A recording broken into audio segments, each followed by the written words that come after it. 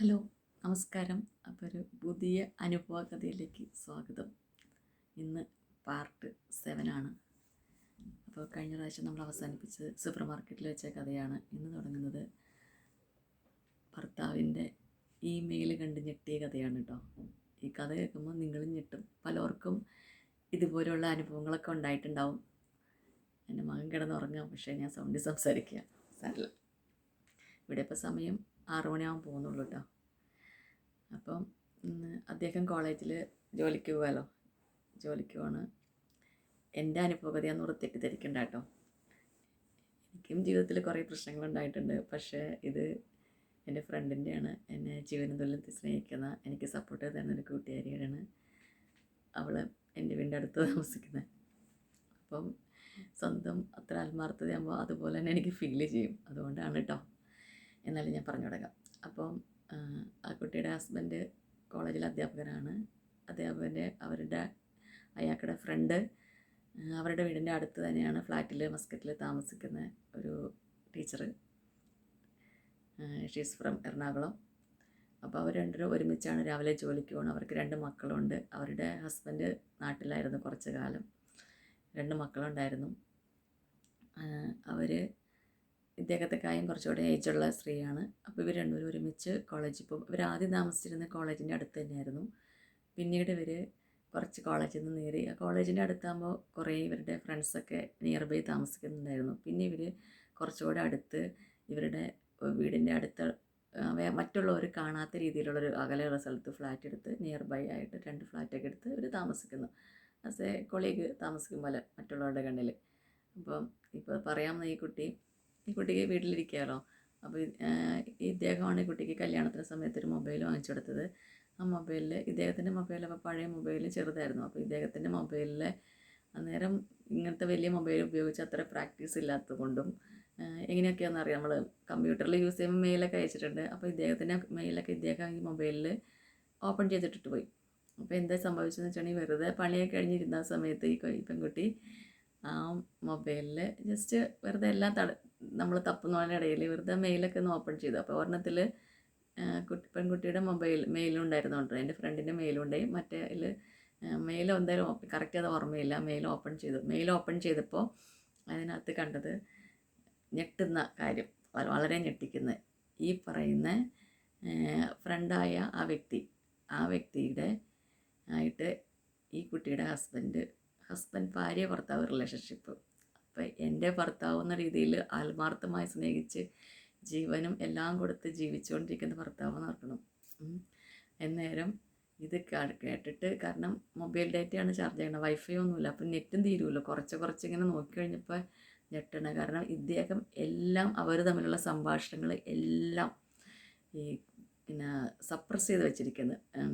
അത് തന്നെയാണെന്ന് വിചാരിക്കുന്നത് ശരിയായ വേർഡ്. വോയിസ് മെസ്സേജുകൾ, വീഡിയോസ്, അവർ തമ്മിൽ സംസാരിക്കുന്നത്, രാത്രി റിലേഷൻഷിപ്പ് ചെയ്യുന്ന കാര്യങ്ങൾ, രാത്രിയാണെന്ന് പകലായിരിക്കും. ഇവർ രാവിലെ കോളേജിൽ പോയി ഉച്ചയ്ക്ക് വരും. അവരുടെ മക്കൾ ആ സമയത്ത് പഠിക്കാൻ പോയേക്കായിരിക്കും. തിരിച്ച് വരുമ്പോൾ ഞാൻ വിചാരിക്കുകയാണ്, ഈ സ്ത്രീക്ക് 2 മക്കളും നല്ലൊരു ഭർത്താവും ഉണ്ടല്ലോ, എന്തിനാണ് ഇങ്ങനെ സ്വന്തം ചതിയണ മക്കളെയും ഭർത്താവിനെയും ചതിക്കണേ എന്നൊക്കെ ഞാൻ ആലോചിച്ചു. എന്തായാലും ഞാൻ ആലോചിച്ചല്ല കേട്ടോ, ആ കുട്ടി ആലോചിച്ചു. ഇനി ഒന്നും എഡിറ്റ് ചെയ്യാനൊന്നും പോകുന്നില്ല. അപ്പോൾ ഞാനും കേട്ട് ഇപ്പം ഞാൻ ആലോചിച്ചു, എന്തിനാണ് ഇങ്ങനെ ചെയ്യാൻ പോണേന്ന് ആലോചിച്ചു കഴിഞ്ഞ് അവർ തമ്മിൽ രാവിലെ പോകുമ്പോൾ കടയിൽ കയറി ചായ കുടിക്കുന്നതും, കോഫി ഷോപ്പിൽ കൈ പിടിച്ചിരുന്ന് പോണതും, കാറിലിരുന്ന് തടവി കൊടുത്ത് പോണതും, തലേ ദിവസത്തെ ഒരു റിലേഷൻഷിപ്പിലുള്ള സ്വകാര്യ നിമിഷങ്ങൾ ഒന്നുകൂടെ സംസാരിക്കുന്നത്, ഇതൊക്കെ കേട്ടിട്ട് എൻ്റെ കൂട്ടുകാരിക്ക് തല ഇറങ്ങിപ്പോയി എന്നുള്ളതാണ് സത്യം. പിന്നെ ചിരിച്ചുകൊണ്ട് പറയണത് അതേ എക്സ്പ്രഷൻ ഇവിടെ പറയാൻ പറ്റില്ലല്ലോ. ആ മാനസികാവസ്ഥ അനുഭവിച്ചു പോയ ആൾക്കാർക്ക് അറിയാൻ പറ്റും അവസ്ഥ. അപ്പം തുടർന്ന് പറയണത് ഞാൻ പറയാം. കാരണം അതിനുശേഷം പല വീഡിയോസ്, പിന്നെ മെസ്സേജുകൾ, ഇഷ്ടം പോലെ മെസ്സേജുകൾ, എല്ലാ മെയിലുകളെല്ലാം കണ്ടു. അതിനുശേഷം ഈ കുട്ടിക്ക് ഭയങ്കരമായ മാനസിക ബുദ്ധിമുട്ട് ഞാൻ കണ്ണടച്ചിട്ട് ഉറങ്ങാൻ പറ്റണില്ല. ഒരാഴ്ച ഉറങ്ങാതെ ഇരുന്ന് കണ്ണൊന്നും അടയ്ക്കാൻ പ്രാർത്ഥിച്ച് ദൈവമേ ഒന്ന് ഉറങ്ങാൻ പറ്റില്ല. കാരണം ഇദ്ദേഹത്തിനോട് പറയാൻ പറ്റത്തില്ല, അങ്ങനെ പറയാൻ പറ്റത്തില്ല. അപ്പോൾ ഇദ്ദേഹം സെക്കൻഡ് മാരേജ് എന്ന് പറഞ്ഞാണ് കല്യാണം കഴിച്ചേക്കണത്. അപ്പോൾ ഈ സംഭവം അറിയുന്നു. അങ്ങനെ മെയിലിലൂടെ നോക്കി നോക്കി പിന്നെ ഈ ഉറങ്ങാൻ പറ്റിയില്ല. ഉറങ്ങാൻ പറ്റാത്തത് എന്ത് ചെയ്തു, ഇദ്ദേഹത്തിനോട് പറഞ്ഞാൽ വീണ്ടും അടിയുടെ പൂരായിരിക്കും. ഉറങ്ങാൻ പറ്റിയില്ല. കാരണം വേറെ നിവൃത്തിയില്ല. എന്തെങ്കിലും സംഭവിച്ചാണെങ്കിൽ സെക്കൻഡ് മാരേജാണ്. ഫസ്റ്റ് മാരേജാണ്, നമുക്ക് വീട്ടിൽ പോയിരിക്കാം, വീട്ടുകാർ നോക്കണം, വീട്ടുകാരായിരിക്കണം, അല്ലെങ്കിൽ സാമ്പത്തിക സ്ഥിതി വീട്ടുകാർക്ക് ഉണ്ടാവണം. അല്ലാത്ത ആ കുട്ടികളായിരിക്കും ഇപ്പോൾ ആത്മഹത്യക്ക് പോകണം. അല്ലാത്തവരിങ്ങനെ സഹിച്ച് ജീവിക്കും. പിന്നെ സ്വയം ഒരു കഴിവുണ്ടാക്കി എങ്ങനെയെങ്കിലൊക്കെ ജീവിക്കും. അങ്ങനെ പക്ഷേ ഇദ്ദേഹം ആ സമയത്ത് ഇത് അദ്ദേഹത്തിന് ഈ കുട്ടി വരണക്കായ മുമ്പുള്ള കാര്യത്താണ്, മുമ്പുള്ള സംഭവമാണ് അദ്ദേഹം പിടിച്ചു വെച്ചേക്കണേ. അത് കുട്ടി വന്നതിന് ശേഷം അദ്ദേഹത്തിന് അപ്പോൾ ഒന്നും കുഴപ്പമുണ്ടായിരുന്നില്ല. പക്ഷേ ആ സമയത്തുള്ള ഇമെയിൽ കണ്ട് ഞെട്ടിയ കഥയാണ്. എന്നിട്ട് ഉറക്കമില്ല, ഒരാഴ്ച ഉറക്കമില്ലാണ്ട് കിടന്നു. അപ്പോൾ എന്ത് ചോദിച്ചു, നിനക്കെന്തീ ഉറങ്ങാൻ പറ്റണില്ല?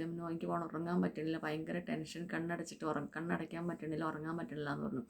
അപ്പോൾ ഇദ്ദേഹം കുട്ടിയെ നമ്മളവിടെ ഹോസ്പിറ്റലിൽ കൊണ്ടുപോയി. അപ്പോൾ ഡോക്ടർ ചോദിച്ചു എന്ത് പറ്റി, ടെൻഷൻ. അപ്പോൾ പറഞ്ഞു ഈ കാര്യം ഡോക്ടറോട് തുറന്നു പറയാൻ പറ്റില്ല. ഡോക്ടറോട് തുറന്നു പറഞ്ഞാൽ ചിലപ്പോൾ ഡോക്ടർ ഇദ്ദേഹത്തെ വിളിച്ച് സംസാരിക്കും. എനിക്ക് തലവേദനയാണ്, ഭയങ്കര ടെൻഷൻ, എനിക്ക് ടെൻഷൻ മാറാനുള്ള ഒരു ഗുളിക വല്ലതും താ, അത്രമാത്രം ടെൻഷനിൽ ഞാൻ കഴിയണമെന്ന് പറഞ്ഞു. അങ്ങനെ ടെൻഷൻ മാറാനുള്ള എന്തോ ഗുളിക തന്നെന്ന് തോന്നുന്നു. ഒരാണ് ഡോക്ടറായിരുന്നു. ഡോക്ടറെ കണ്ട് വീട്ടിൽ വന്നു. ഒരാഴ്ചയ്ക്ക് എന്തായാലും ഉറങ്ങിയില്ല. അതിനുശേഷം ഇതായി, പിന്നെ റിക്കവറിലേക്ക് വന്നു. ഇനി അതിനുശേഷം അതിലൂടെ അത് മാത്രമല്ല, ഇവരുടെ ഈ റിലേഷൻഷിപ്പിൻ്റെ മാത്രമല്ല, അതിൻ്റെ അഗാധതയിലേക്ക് പോയി കഴിഞ്ഞപ്പോൾ ആ മെയിൽ വീണ്ടും കുറേ എല്ലാം ഒന്നും ചെക്ക് ചെയ്തില്ല, കുറച്ച്. അപ്പോൾ ഈ കുട്ടി വിചാരിച്ചു, കുറേ കാര്യങ്ങൾ ഇങ്ങനെ കണ്ടുപിടിച്ചു. ഇത് ഞങ്ങൾ തമ്മിലുള്ള ജീവിതത്തിൽ കുറച്ച് വയസ്സാകുമ്പോൾ ഇദ്ദേഹം തല്ലാതെ ഇരിക്കുന്ന ഒരവസ്ഥ വരുമ്പോൾ, കാരണം വയസ്സൊക്കെ കുറച്ചായി കഴിയുമ്പോൾ നമുക്ക് പറയാം ചേട്ടൻ്റെ ഈ കാര്യങ്ങളൊക്കെ ഞാൻ അറിഞ്ഞിരുന്നു, പക്ഷേ ഞാനിതൊന്നും പറഞ്ഞില്ല. എന്നാലും ഇപ്പോൾ ജീവിതത്തിലൊന്നും നടക്കുന്നില്ല, ഇതൊക്കെ പണ്ട് നടന്നായിരുന്നു. പക്ഷേ ഇത് അറിഞ്ഞപ്പോൾ എനിക്ക് ഒത്തിരി വിഷമമായി, ഞാനതൊന്നും പറഞ്ഞില്ല, ഞാനതെല്ലാം സഹിച്ചു പോകുന്നു. ഏകദേശം 7 മിനിറ്റ് ആയിട്ടോ. ഇനി നാളെ പറയാമെന്നത് കഥ എന്താ അറിയുമ്പം, ഈ ഇമെയിലൂടെ ഇത് രണ്ടാം മാരേജ് എന്ന് പറഞ്ഞാൽ കല്യാണം കഴിച്ച രണ്ടാമതല്ല, അതിനു മുമ്പും വേറൊരു ഒരു കല്യാണം കഴിച്ച കഥ. അത് ഇവിടെയൊന്നുമല്ല, വിദേശ രാജ്യത്തെ ഒരു പെൺകുട്ടീനെ ആഫ്രിക്കക്കാരിയെ കല്യാണം കഴിച്ച കഥയാണ് ആ മെയിലിൽ തന്നെ ഇനിയും കൊണ്ട് കഥകൾ. മെയിൽ നോക്കി ഒരു പ്രണയം മെയിലിലൂടെ കണ്ടുപിടിച്ചു. അതുമല്ല, ഒരു ആഫ്രിക്കക്കാരിയുടെ കല്യാണം ഉണ്ട് കേട്ടോ. ഇത്രയാണ് മെയിലിലൂടെ കണ്ടുപിടിച്ചത്. അപ്പോൾ നാളത്തെ കഥയാണ് ആഫ്രിക്കക്കാരിയെ കല്യാണം കഴിച്ച കഥ. അത് മെയിലിൽ നിന്ന് കിട്ടിയത്. അത് കഴിഞ്ഞൊരു പ്രണയം കൂടി പറയാനുണ്ട് മെയിലിലെ കഥ. അപ്പോൾ ഇന്ന് നിർത്തുന്നു. നന്ദി, നമസ്കാരം. Thank you for watching my video. അതിന് ഇതിങ്ങനത്തെ ഒരു സിറ്റുവേഷനിലൂടെ പോകുന്ന ഒത്തിരി ആൾക്കാരുണ്ടാവും, അവർക്കൊക്കെ ഒരു ലിങ്ക് ചെയ്യാൻ പറ്റുന്നുണ്ടാവും അത്. പിന്നെ ഇങ്ങനെയൊക്കെ വരുമ്പോൾ എങ്ങനെയൊക്കെ നമുക്ക് ബോൾഡായി ഇരിക്കാൻ പറ്റും, നമുക്ക് നന്നായി ചിന്ത ചെയ്ത് സൂയിസൈഡിലേക്ക് പോവാതെയും കുഞ്ഞുങ്ങളെയൊക്കെ എങ്ങനെ നന്നായി വളർത്താം, ഇങ്ങനെയുള്ളവർക്ക് ശരിക്കും പറഞ്ഞാൽ ഇങ്ങനെയുള്ളൊരു കൂട്ടായ്മയൊക്കെ ഉണ്ടെങ്കിലുണ്ടല്ലോ, പരസ്പരം സംസാരിച്ച് ദുഃഖങ്ങൾ ഷെയർ ചെയ്യുമ്പോൾ ഒരു മനസ്സിന് ആശ്വാസം കിട്ടും, ജീവിക്കാനൊരു ഒരുപോലെയുള്ള ദുഃഖങ്ങളുള്ള കുറേ ആൾക്കാരുണ്ടാവും. അപ്പോൾ ഒരു ഷെയറിങ്ങിലൂടെ അങ്ങോട്ടും ഇങ്ങോട്ടും നല്ല ഫ്രണ്ട്ഷിപ്പൊക്കെ ആവുകയാണെങ്കിൽ കുറേ നല്ല മാറ്റങ്ങൾ വരും. എനിക്ക് എൻ്റെ ജീവിതത്തിൽ ഓരോ പ്രശ്നങ്ങളുണ്ടായപ്പോൾ സംസാരിക്കാൻ 2-3 പേരുണ്ട്. അവരെ ഇപ്പോഴും ദൈവതുല്യമായി കാണുന്നു. എന്തൊരു വിഷമമുണ്ടാകുമ്പോഴും ഒന്ന് വിളിച്ച്, അത് ചിലപ്പോൾ 2 മണിക്കൂറോ 3 കുറേ നേരം സംസാരിക്കും. അങ്ങനെ സംസാരിക്കാൻ മനസ്സുള്ള ആൾക്കാരാണ്. എല്ലാവരും സമ്മതിക്കില്ല, അവർക്ക് സ്വന്തം ബന്ധുക്കൾ ചിലപ്പോൾ സമ്മതിക്കില്ല. അത് അങ്ങനെ ഒരു ദൈവം വിചാരിക്കണമായിരിക്കും ഇവരോട് സംസാരിക്കാൻ തോന്നുന്നു. അവൾ വിളിച്ചു, നീ സംസാരിക്കുക. അത് പാതിരാത്രിയാണെങ്കിലും അത് അത്രയും ടെൻഷൻ അടിച്ചിട്ട് ശ്വാസം മുട്ടിയിട്ടാണ് വിളിക്കണത്. നമുക്കിങ്ങനെയുള്ള സിറ്റുവേഷനിലൂടെ പോകുന്നവരുടെ കാര്യം അറിയാം, ചിന്തിച്ചു നോക്കിയാൽ അറിയാം.